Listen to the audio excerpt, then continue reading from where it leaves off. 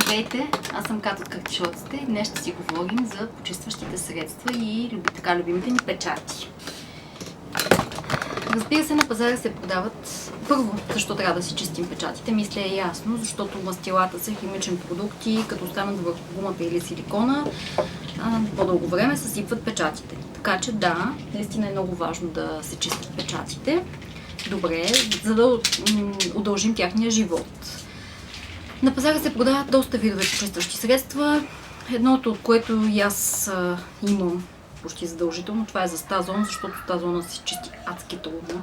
От почти никакво друго средство не става. В останалите случаи аз лично използвах влажни кърпички, особено за мастила като дистресите и други такива не толкова агресивни мастила. Не е проблем да се изчисти човек печата и с една обикновена влажна кърпа. Когато обаче ползва стазон или аз лично с тези пигментните брилианс видях голямо затруднение, тогава доста по-трудно може да си изчистиш печата с така обикновените влажни кърпи, бебешките такива, каквито ползваме повечето от нас за почистване. Така че се разтърсих сериозно по форумите за вариант на почистващо средство, което да мога да си направя от дома, и открих няколко рецепти, едната от които си тествах вчера. Това, което ни трябва за тази рецепта, се продава в аптеките. Едното е глицерин, на скромната цена от 89 стотинки в нашата аптека. Дестилирана вода или пречистена вода, 1,50 в аптеката за около литър. Мисля, че доста време ще си я ползвам. И последното средство е някакво измиващо бебешко лосьонче, почистваще, не знам, тип шампуанче. Моето е бейби лош, евкалипт, така, като миризма. Тези три съставки и разбира се спрейче, в който да ги смесим.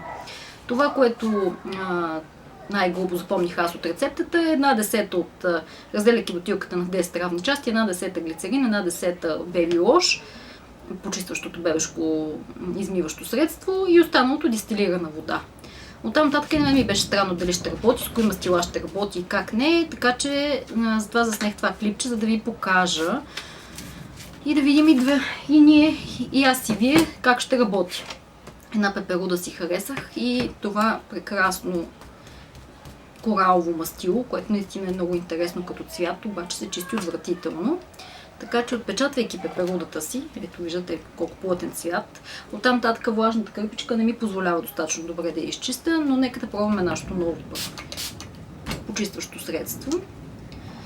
Мисля, че кърпа, разбира се, за почистване, която е моята тип за прозорци, ако това има някакво значение, малко ми избяга печата.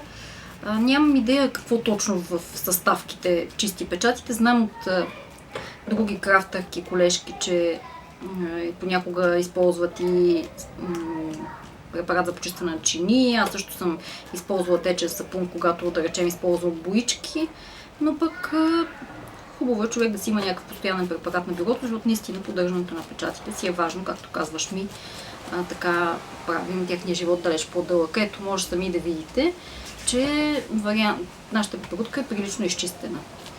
Но по-сложният тест, който исках да проверя дали ще има въобще ефект, това са стазоните. Не от всички печати би си изчистил стазона, много зависи от вида на силикона и на гумата. Този, който се продава специално за чистене, е предназначен за гумени печати. Мен така лично ме беше страх да го използвам върху силиконовите, за да не ги повредя по някакъв начин, след като изрично не е споменато, че става. Затова варианта, ако върши работа, би ме устроило напълно, за да се успея все пак да почисти при употреба и този вид печати. Да, и за мое очудване, продължавам наистина да се очудвам, въпреки че вече от вчера насам поизчистих почти всичките си печати. Да, работи и с стазона, що се отнася до силиконовите печати. Най-големият тест са тези на лабланче, тъй като са много бели и с тях почти винаги имам големи затруднения с изчистването им. Всъщност точно заради тях си купих оригиналния почистващ препарат на стазон, защото искам да си поддържам добре тези печати, които са ми много любими и съответно тях много трудно се работи.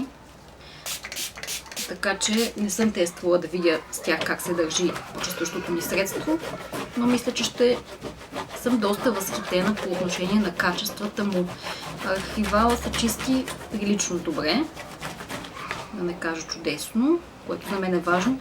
А дори този специално не съм го ползвала с тази зона, точно поради нежелание да си отцветя целият печат в червено или синьо, каквито стазони съм подготвила тук, но ще се прежаля в едно търгоче да пробвам, да видя какъв ще е ефекта, защото наистина печата е доста